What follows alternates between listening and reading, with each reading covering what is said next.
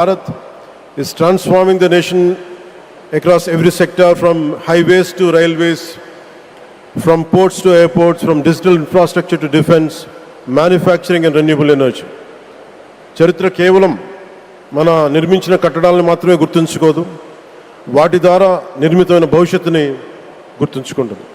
ఈ విషయం మీ నాయకత్వంలో ఆంధ్రప్రదేశ్కి లభిస్తున్న అభివృద్ధిలో చాలా చాలా స్పష్టంగా కనిపిస్తూ ఉంది. ఇదివరకే విశాఖపట్నంలో 2 లక్షల కోట్ల పైగా పెట్టుబడులు, అందులో ఎన్టీపీసీ గ్రీన్ హైడ్రోజన్ హబ్, జాతీయ రహదారులు, రైల్వే ప్రాజెక్టులు, అలాగే అమరావతి కోసం 50,000 కోట్ల పెట్టుబడులు, రాయలసీమ అభివృద్ధికి 13,400 కోట్ల ప్రాజెక్టులు మన రాష్ట్ర అభివృద్ధికి బలమైన పునాది వేస్తున్నాయి. South Coast railway zone at Visakhapatnam ఏర్పాటు ద్వారా ఆంధ్రప్రదేశ్ ప్రజల చిరకాల ఆకాంక్షను సాకారం చేస్తుంది.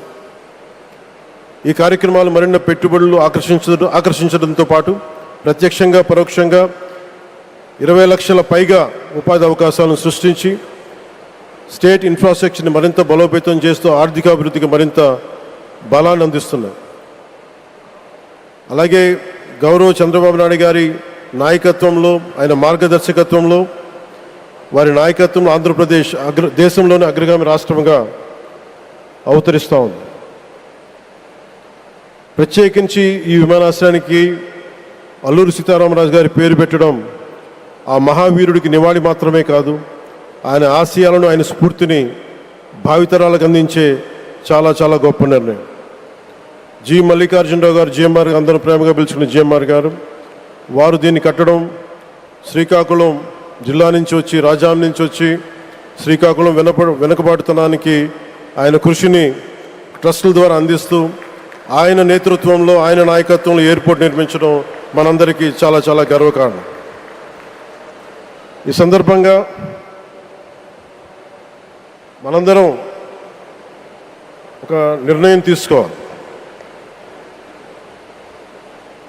పండ్లున్న చెట్టుకే రాళ్ళు వేస్తారంట. కష్టపడే కుటుంబ సభ్యుడు, తండ్రి కావచ్చు, పెద్ద కొడుకు కావచ్చు, అందరూ అతని మీద పడతారు. నువ్వు ఎక్కువ కష్టపడు, ఎక్కువ తిట్లు తింటావు. అలాంటిది మనం ఎలాంటి పరిస్థితుల నుంచి వచ్చాం? భారతదేశం ఒక పరిస్థితిలో బంగారాన్ని కూడా తాకట్టు పెట్టుకునే పరిస్థితి వచ్చింది. అలాంటి పరిస్థితుల నుంచి దశాబ్దం పైనుంచి 3వసారి ప్రధానమంత్రిగా ఆయన ఈ రోజున మన దేశాన్ని నడిపిస్తూ ఉన్నారు. అలాంటి ప్రధానమంత్రిని చాలామంది ఆయన మీద మాట్లాడుతూ ఉంటే, ఆయన్ని అనకూడని మాట్లాడుతూ ఉంటే నా గుండె కదిలించేసింది, నా కన్నీళ్ళు వచ్చినాయి, బాధ వచ్చింది. దేశం కోసం కష్టపడే వారికి ఇవా చివరికి మనం ఇచ్చేదేం.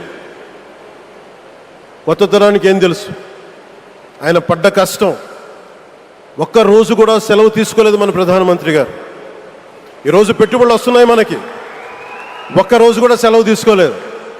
శత్రు దేశాలు, మన అభివృద్ధికి ఈర్ష్యపడే పశ్చిమ దేశాలు, వీటన్నిటినీ తట్టుకొని ఒకవైపు విదేశాల్లో ఉండే శత్రువులతో పోరాడాలి, దేశాన్ని అభివృద్ధి పదంలో తీసుకెళ్దామంటే అంతర్గత శత్రువులతో పోరాడాలి. అలాంటి వ్యక్తికి మనం ఇవ్వగలిగేది కేవలం మేమున్నాం మీ వెంట, మీ మీద మాట పడితే అది మా మీద పడ్డట్టే, అదే మనం వారికి ఇవ్వాల్సింది. నిజంగా ఆయన జంతర్ మంత్రులు అన్ని మాట్లాడుతూ ఉంటే నేను ఈ రోజున ప్రధానమంత్రి గారికి ఒకటే ఇస్తున్నాను, మిమ్మల్ని కొట్టే నాయకుడు లేడు ఈ భారతదేశంలో, రాబోడు. ఎందుకంటే మీరు పడ్డ శ్రమ, మీరు పడ్డ కష్టం ఎవరు తీసుకోలేరు. ఎన్ని బాధలు పడ్డా, ఎన్ని దెబ్బలు తిన్నా ఈరోజు మనం గర్వంగా చెప్పుకుంటున్నాం. మన ఉత్తరాంధ్రకి ఎయిర్పోర్ట్లు వచ్చినాయి, ఇన్ని లక్షల పెట్టుబడులు వచ్చింది ఆంధ్రప్రదేశ్కి. కానీ ఇవన్నీ తట్టుకొని చెయ్యాలి అంటే 144 కోట్ల తాలూకు ప్రజల ఆకాంక్షల్ని ఎంతోమంది వెనక్కి లాగుతున్నా, ఒకళ్ళు ముందుకు తీసుకెళ్లాలంటే ఎంతమంది తిడుతున్నా, విమర్శిస్తున్నా తీసుకెళ్తున్నారంటే ఒకే ఒక్క నాయకుడు ప్రధానమంత్రి శ్రీ నరేంద్ర మోదీ గారు. నేను ఎందుకు తపన పడ్డాను? నేను అలయన్స్ కోసం ఎందుకు తపన పడ్డాను, మీ నాయకత్వం మాకు కావాలి ఎందుకు తపన పడ్డానంటే, ఈరోజు ఎయిర్పోర్ట్ ఆపేశారు. ఒక చిన్నపాటి ఎర్ర బస్సు కూడా రాని చోట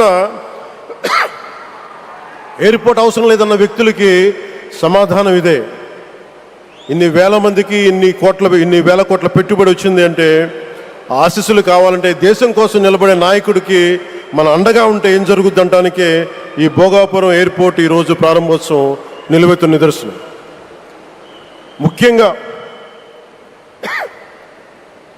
25 సంవత్సరాలు లోబడి ఉన్న పిల్లలు ఉన్న ప్రతి ఒక్కరికి కూడా నేను ఈ సందర్భంగా తెలియజేస్తున్నాను, పిల్లల్ని సరైన దారిలో పెట్టడం, సరైన సంస్కారాలు నేర్పించడం చాలా చాలా అవసరం. ఈరోజు పొద్దున్న ప్రధానమంత్రి గారి స్టేట్మెంట్ చూశాను.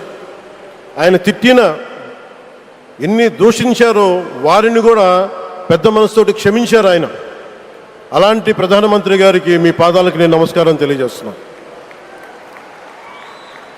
నిజంగా మీ ఉన్నతి, మీ ఔన్నత్యం ఈరోజు చాలా చాలా స్ఫూర్తిదాయకం.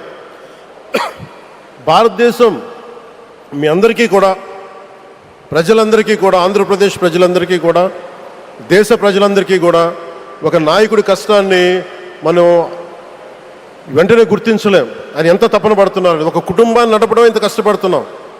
140 కోట్ల మంది ప్రజలు నడపడం ఎంత ఆషామాషి వ్యవహారం కాదు. ముందుకు తీసుకెళ్లే నాయకుడికి తెలుస్తుంది. అలాంటి వ్యక్తికి మనం ఏమి ఇవ్వగలం. దేశాన్ని నడిపించడం అంటే రామకార్యం లాంటిది. హనుమంతుడు లంకకు లంఘించినప్పుడు అనేక అవాంతరాలు వచ్చినాయి, అనేక అడ్డంకులు వచ్చినాయి. రామకార్యం చాలా గొప్పది. అలాగే ఈరోజు ప్రధానమంత్రి గారు దేశాన్ని ముందుకు నడిపించేది బృహత్ కార్యం, చాలా మహాకార్యం అది. అలాంటి వ్యక్తికి మనం ఇవ్వగలిగేది, హనుమంతుడికి మనం ఏమి ఇవ్వగలం? నువ్వెంత గొప్పగా లంఘించావు, ఎంత కష్టపడ్డావు.